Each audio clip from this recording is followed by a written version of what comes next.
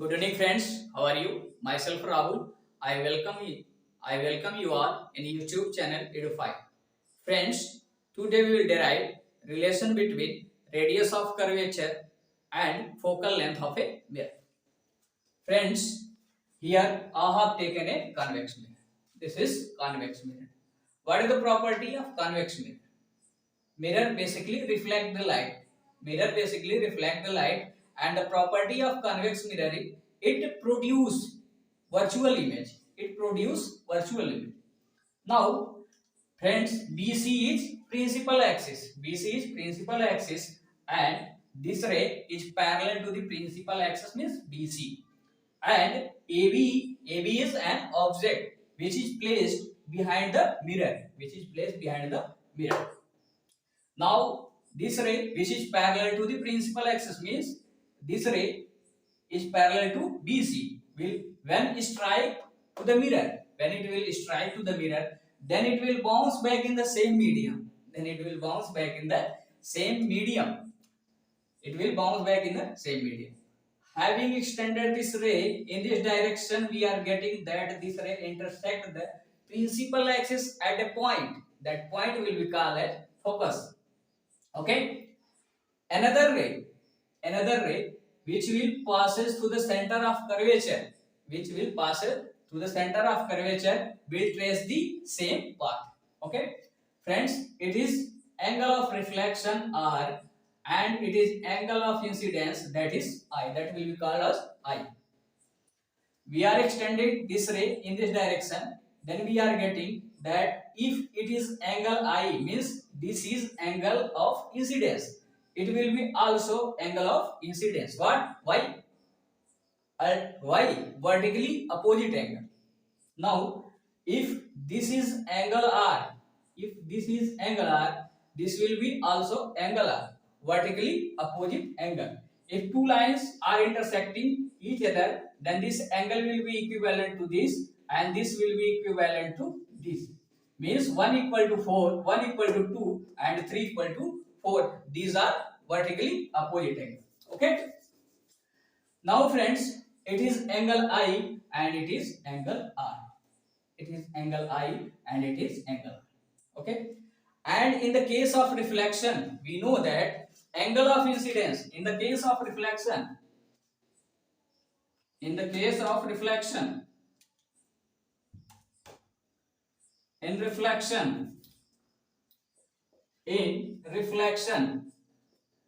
angle I is equal to angle R. Means angle of incidence is equal to angle of reflection in the case of reflection. Now, and in triangle DCF,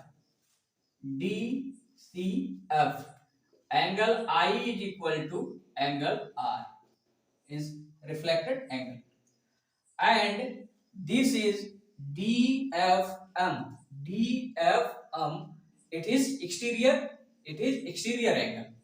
So angle DFM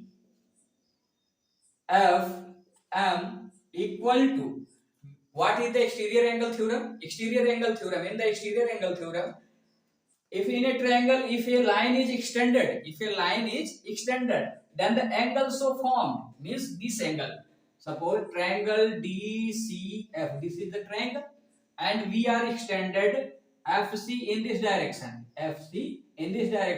then we will get an angle will be formed, means angle DFM will be formed. This will be exterior angle of triangle DCF. The angle so formed will be sum of other two interior opposite angles.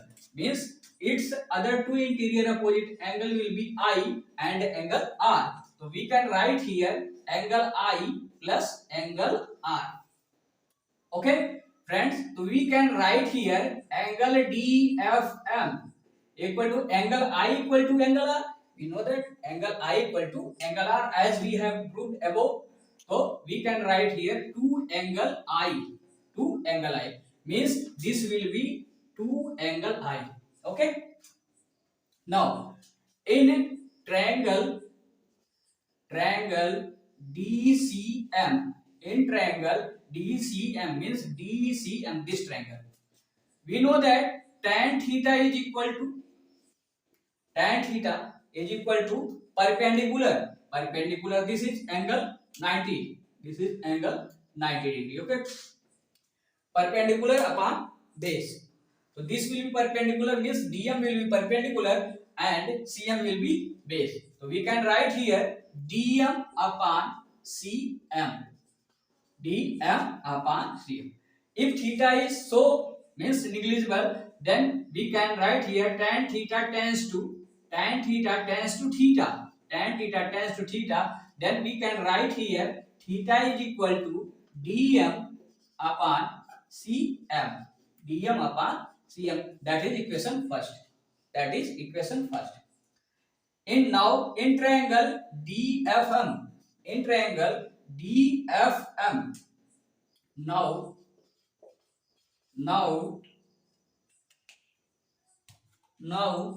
in triangle DFM. Here, sorry, it is I. It will be I. Here it will be I. It will be also I. We can write here. It will be I. DFM. Tan 2I. It will be tan 2I. Tan 2I is equal to perpendicular upon base. Perpendicular will be DM. Perpendicular upon and base. DM upon FM. DM upon FM. That is second equation. Okay. Now tan 2I tends to 2I. So we can write here 2I equal to DM upon FM. DM upon FM. We can write 2I equal to DM upon FM. DM upon FM. After that, 2I equal to DM upon FM. What is the value of I here? What is the value of DM upon CM? So we can write here 2 multiply DM upon CM equal to DM upon FM. Now DM will be cancelled out by DM. 2FM equal to CM. FM means this and CM means this. Okay.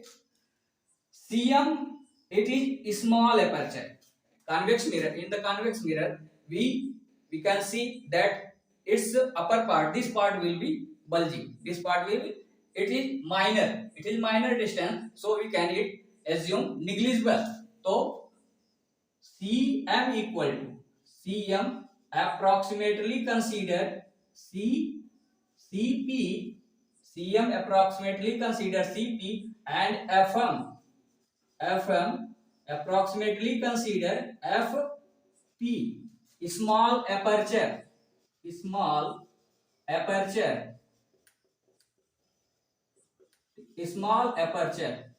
will be also small. This is the small aperture. It is the bulging part of the convex mirror. So we can write here FM equal to FP. To FP equal to CM equal to CP. CP is radius of curvature. It is the radius of curvature and it is focal length. And it is radius of curvature. What is the value of CP? FP equal to 2F and CP equal to R. Now we can write here F is equal to R by 2. That is the relation between radius of curvature and focal length of a mirror. Means F equal to R by 2. F is equal to R by 2. Write down. F is equal to R by 2. Okay, write down this.